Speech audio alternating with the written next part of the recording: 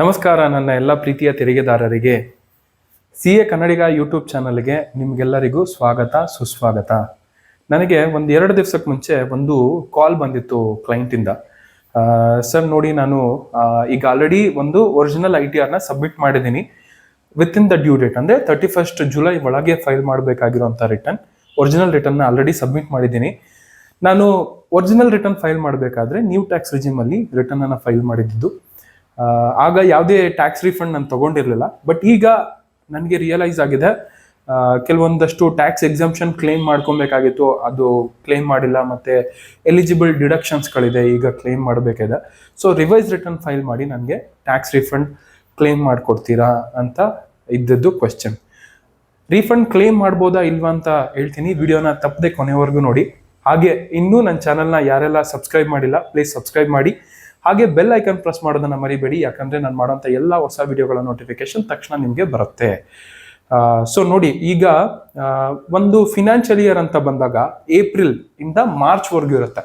ಇದನ್ನ ನಾವು financial year ಅಂತ ಕರಿತೀವಿ. ಅಂಡ್ ನಾವು ಟ್ಯಾಕ್ಸ್ ರಿಟರ್ನ್ ಫೈಲ್ ಮಾಡೋಕ್ಕೆ ಕೂಡ ಈ 12 ತಿಂಗಳ ಏನು ಇನ್ಕಮ್ ಇರುತ್ತೆ ಅದನ್ನೆಲ್ಲ ಒಟ್ಟು ಕನ್ಸಿಡರೇಷನ್ ತಗೊಂಡು ನಾವು ಇನ್ಕಮ್ ಟ್ಯಾಕ್ಸ್ ರಿಟರ್ನ್ ಅನ್ನ ಫೈಲ್ ಮಾಡೋದು. So March 31st financial year ಆದ್ಮೇಲೆ ನಮಗೆ 31st ಜುಲೈವರೆಗೂ ಟೈಮ್ ಇರುತ್ತೆ, ಯಾವುದೇ ಪೆನಾಲ್ಟೀಸ್ ಕಟ್ಟದೆ ನಾವು ಇನ್ಕಮ್ ಟ್ಯಾಕ್ಸ್ ರಿಟರ್ನ್ ಅನ್ನ ಫೈಲ್ ಮಾಡೋಕೆ.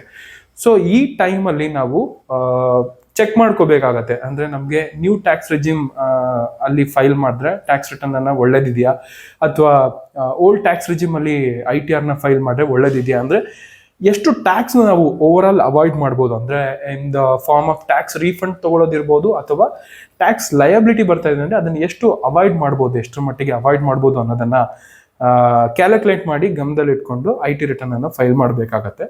31st ಜುಲೈ ಪ್ರತಿ ವರ್ಷ ಡ್ಯೂ ಡೇಟ್ ಇರೋದು, ಓಕೆನಾ.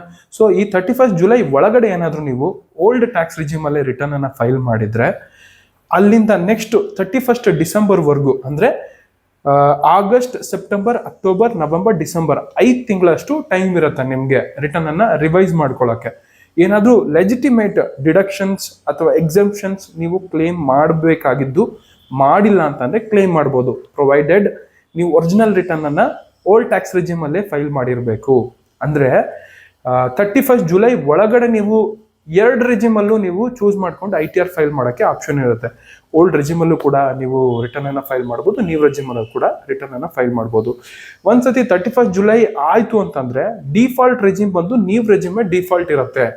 ಅಂದ್ರೆ ನೀವು 31st ಜುಲೈ ಒಳಗಡೆ ನೀವು ಓಲ್ಡ್ ಟ್ಯಾಕ್ಸ್ ರೆಜಿಮ್ ಅಲ್ಲಿ ಏನಾದ್ರು ITR ಸಬ್ಮಿಟ್ ಮಾಡಿದ್ರೆ 31st ಡಿಸೆಂಬರ್ ವರೆಗೂ ನಿಮ್ಗೆ ಟೈಮ್ ಇರುತ್ತೆ, ಅಂದ್ರೆ ಓಲ್ಡ್ ಟ್ಯಾಕ್ಸ್ ರೆಜಿಮ್ ಅಲ್ಲೇ ನೀವು ITRನ ರಿವೈಸ್ ಮಾಡೋದಕ್ಕೆ. ಇನ್ ಕೇಸ್ ನೀವೇನಾದ್ರೂ ನ್ಯೂ ರೆಜಿಮ್ ಅಲ್ಲಿ ITRನ ಫೈಲ್ ಮಾಡಿದ್ರೆ 31st ಡಿಸೆಂಬರ್ ಒಳಗಡೆ ನೀವು ನ್ಯೂ ರೆಜಿಮ್ ಅಲ್ಲೇ ನೀವು ರಿವೈಸ್ ರಿಟರ್ನ್ ಅನ್ನ ಮಾಡಬೇಕಾಗತ್ತೆ. ಇನ್ ಕೇಸ್ ಏನಾದ್ರು ಓಲ್ಡ್ ರಿಟರ್ನ್ ಅಂದ್ರೆ ಓಲ್ಡ್ ಟ್ಯಾಕ್ಸ್ ರಿಜಿಮ್ ಅಲ್ಲಿ ಏನಾದ್ರು ಫೈಲ್ ಮಾಡಿದ್ರೆ ನೀವು ರಿವೈಸ್ ರಿಟರ್ನ್ ಕೂಡ ಡಿಸೆಂಬರ್ ವರೆಗೂ ನೀವು ಓಲ್ಡ್ ರಿಜಿಮ್ ಅಲ್ಲಿ ರಿವೈಸ್ ಮಾಡ್ಬೋದು. ಸೊ ಈಗ ಪ್ರೆಸೆಂಟ್ ಇರುವಂತ ಕ್ವೆರಿ ಏನಂದ್ರೆ 31st ಜುಲೈ ಒಳಗಡೆ ITR ಅನ್ನ ಸಬ್ಮಿಟ್ ಮಾಡಿದರೆ within the due date, ಏನು ಲೇಟ್ ಫೀಸ್ ಕಟ್ಟದೆ, ಬಟ್ ನ್ಯೂ ಟ್ಯಾಕ್ಸ್ ರಿಜಿಮ್ ಅಲ್ಲಿ ITR ಅನ್ನ ಫೈಲ್ ಮಾಡಿದ್ದಾರೆ. ಸೊ ನನಗೆ ಕ್ಲೈಂಟ್ ಅಪ್ರೋಚ್ ಮಾಡ್ತಿರೋ ಟೈಮ್ ಯಾವಾಗ, ಡಿಸೆಂಬರ್ ಅಲ್ಲಿ ನಾನು ರಿವೈಸ್ ರಿಟರ್ನ್ ಅನ್ನ ಫೈಲ್ ಮಾಡಬೇಕು ಓಲ್ಡ್ ರಿಜಿಮ್ ಅಲ್ಲಿ ಅಂತಂದ್ರೆ ವಿಚ್ ಇಸ್ ಇಂಪಾಸಿಬಲ್, ಆಗಲ್ಲ. ರಿವೈಸ್ ರಿಟರ್ನ್ ಮಾಡಿದ್ರು ಕೂಡ ನ್ಯೂ ರಿಜಿಮ್ ಅಲ್ಲೇ ರಿವೈಸ್ ರಿಟರ್ನ್ ಅನ್ನ ಮಾಡಬೇಕಾಗತ್ತೆ. ಇನ್ ಕೇಸ್ ಓಲ್ಡ್ ರಿಜಿಮ್ ಅಲ್ಲಿ ಏನಾದ್ರು ITR ಮಾಡಿದ್ರೆ ರಿವೈಸ್ ಮಾಡಿ ಟ್ಯಾಕ್ಸ್ ರಿಫಂಡ್ ಏನಾದ್ರು ಬರೋ ತರ ಇದ್ರೆ ಪ್ರಯತ್ನ ಮಾಡ್ಬೋದಾಗಿತ್ತು. ಸೊ ಈ ವಿಷಯಗಳನ್ನ ಗಮನದಲ್ಲಿ ಇಟ್ಕೊಳ್ಳೋದು ಬಹಳ ಇಂಪಾರ್ಟೆಂಟ್ ಆಗಿರುತ್ತೆ. ನಿಮ್ಗೆ ಯಾರಿಗಾದ್ರೂ ಹೇಗೆ ಕ್ಯಾಲ್ಕುಲೇಟ್ ಮಾಡೋದು ಟ್ಯಾಕ್ಸ್ ಅನ್ನ ನಮ್ಗೆ ಗೊತ್ತಾಗಲ್ಲ ಅನ್ನೋ ತರ ಇದ್ರೆ ನೀವು ಹತ್ರದಲ್ಲಿ ಇರುವಂತ ಚಾರ್ಟರ್ಡ್ ಅಕೌಂಟೆಂಟ್ನ ನೀವು ಕಾಂಟ್ಯಾಕ್ಟ್ ಮಾಡಿ ಅವರ ಸಹಾಯನ ತಗೊಳ್ಬೋದು. ಅವ್ರಿಗೆ ಏನ್ ಫೀಸ್ ಕೊಡ್ತೀರಾ ಅದಕ್ಕಿಂತ ಹೆಚ್ಚಿನಷ್ಟು ನಿಮ್ಗೆ ಟ್ಯಾಕ್ಸ್ ಅನ್ನ ಸೇವ್ ಮಾಡ್ಕೊಡ್ತಾರೆ. ಅದ್ರ ಜೊತೆಲಿ ನಿಮ್ಗೆ ಅಸೆಸ್ಮೆಂಟ್ಗೆ ಬರೋದು, ಸ್ಕ್ರೂಟಿನಿಗೆ ಬರೋದು, ಇಂಥ ಚಾನ್ಸ್ಗಳೆಲ್ಲ ಅವಾಯ್ಡ್ ಆಗ್ಬಿಡುತ್ತೆ. ನೀವೇ ಸೆಲ್ಫ್ ರಿಟರ್ನ್ ಮಾಡ್ಕೊಳ್ಳೋದು, ನಿಮ್ಗೆ ಅಡಿಕ್ವೇಟ್ ನಾಲೆಜ್ ಇದ್ರೆ ರಿಟರ್ನ್ ಅನ್ನ ಫೈಲ್ ಮಾಡ್ಕೊಳ್ಬಹುದು. ಕರೆಕ್ಟ್ ಆಗಿ ITR ಫಾರ್ಮ್ ಮಾಡಿದ್ರೆ ಏನು ತೊಂದರೆ ಇರಲ್ಲ. ಕೆಲವೊಂದು ಮಿಸ್ಟೇಕ್ಗಳನ್ನ ಮಾಡ್ಕೊಂಡು ರಾಂಗ್ ಡೀಟೇಲ್ಸ್ ಅನ್ನ ಕೊಟ್ಟು ನೀವೇನಾದ್ರೂ ಹೆಚ್ಚಿಗೆ ರೀಫಂಡ್ ಕ್ಲೇಮ್ ಮಾಡಿದ್ರೆ ಅಸೆಸ್ಮೆಂಟ್ಗೆ ಸೆಲೆಕ್ಟ್ ಆಗುವಂತ ಚಾನ್ಸಸ್ ಜಾಸ್ತಿ ಇರುತ್ತೆ.